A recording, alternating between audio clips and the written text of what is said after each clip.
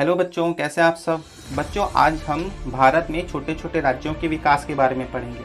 आप सबको पता है कि प्राचीन भारत 16 महाजनपदों में बटा हुआ था, जो काफ़ी शक्तिशाली था।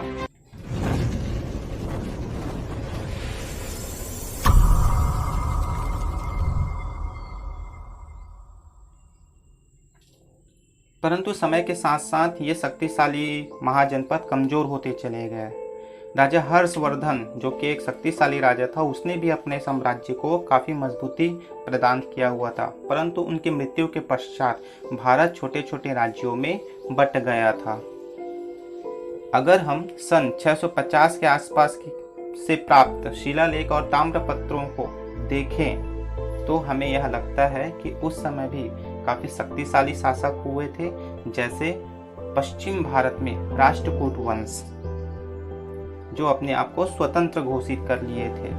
कभी कभी शक्तिशाली राजाओं ने अपने से कमजोर कबीलों पर आक्रमण करके उस पर अपना अधिकार जमाया और ब्राह्मणों को, व्यापारियों को और किसानों आदि को अपने राज्य में बसाकर अपने आप को वहां का स्वतंत्र राजा घोषित किया, जैसे प्रतिहार वंश और कलचुरी वंश।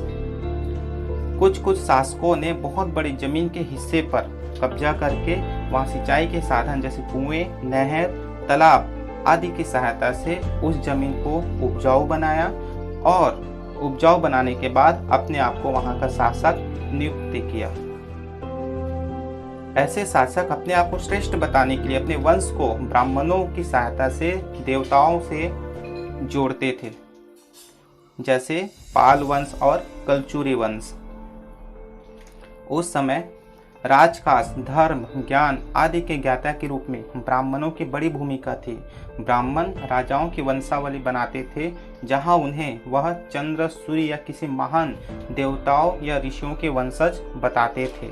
उत्तर भारत में इस समय भाट और चारण प्रथा थी, जिसका काम था कि वे राजाओं और उनके पूर्वजों के प्रशंसा के गीत गाकर लोगों के मन में गौरव के भाव जगाते थे। कभी कभी जब दो राजाओं के बीच में युद्ध होता था तो जो राजा विजय होता था उसको अधिपति राजा और जो हार जाता था उसको सामंत राजा कहा जाता था। अधिपति राजा के आदेशों का पालन सामंत राजा को करना पड़ता था और साथ ही साथ वह अपने सैनिकों की सहायता भी अधिपति राजा को देते थे। इस समय उत्तर भारत में कन्नौज को लेकर पाल वंश, प्रतिहार वंश और राष्ट्रकूट वंश में लगभग 200 सालों तक संघर्ष चलते रहा। अगर हम छत्तीसगढ़ की बात करें तो छत्तीसगढ़ में इस समय कलचुरियों का शासन था।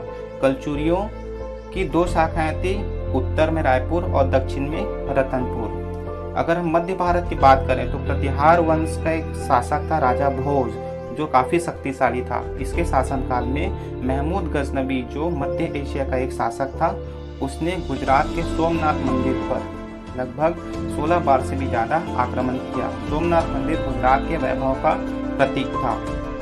उसी के राज दरबार में एक विद्वान था जिसका नाम था अलबरूनी। अलबरूनी भारत विभिन्न धर्मों का गहराई से अध्ययन करने के लिए, साथ ही साथ खगोल और गणित का अध्ययन करने के लिए आया था। उसने एक पुस्तक भी लिखा जिसका नाम था तहकीके हिंद। दक्षिण भारत की बात करें तो यहाँ चोल शासकों का वर्चस्व था। चोल शासक, जिसमें से राजा राजराज चोल काफ़ी प्रतापी शासक था और उसने बहुत सारे मंदिरों का निर्माण करवाया। एक जैसे कि एक मंदिर है राजराजेश्वर मंदिर, जो कि तंजावुर में स्थित है। दक्षिण में चोल वंश ने अपने समुद्री बेड़ों के माध्यम से समुद्र पार करके अलग अलग देशों में चढ़ाई की और वहां पर अपना अधिकार जमाया, जैसे श्रीलंका, इंडोनेशिया, मलेशिया, मालदीव आदि। हम चोल राजाओं के पराक्रम और शौर्यों को उनके द्वारा बनाए गए मंदिरों के आधार पर देख सकते हैं। तो बच्चों, आज का ये वीडियो आपको कैसा लगा? आपका कोई सवाल होगा तो आप मुझसे पूछ सकते हैं। आज के लिए इतना ही, धन्यवाद।